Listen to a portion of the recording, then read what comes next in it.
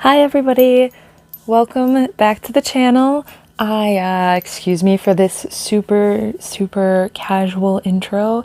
Today we will be covering cleaning a rubber prosthetic, but before we get to that I want to apologize because I've been offline so much lately. I've been working on getting a new huge series prepped for Halloween. I'm hoping to do 31 new videos for 31 days of Halloween.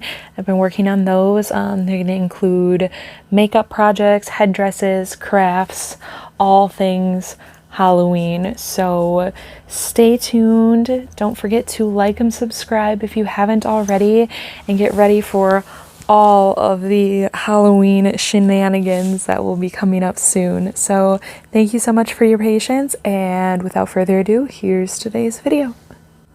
So a couple of weeks back, I had wanted to do this mouse makeup, which was the last one I posted here, a mousy makeup adventure.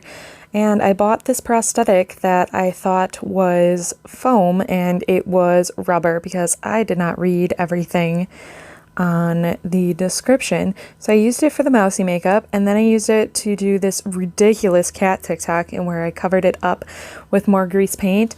So by the end of both, it was covered in grease paint and latex, but since I'm just using this prosthetic on myself, I decided to clean it up and use it once again. So I'm starting with just dipping it in soapy water, and then I'm actually using my fingers to kind of roll the latex away that has been layered over top of everything. One thing I do want to mention is prosthetics aren't really made to be reused, and rubber prosthetics should only be reused on yourself. So whatever I couldn't get off, I trimmed away, and then I did this Sphinx makeup with that exact same prosthetic.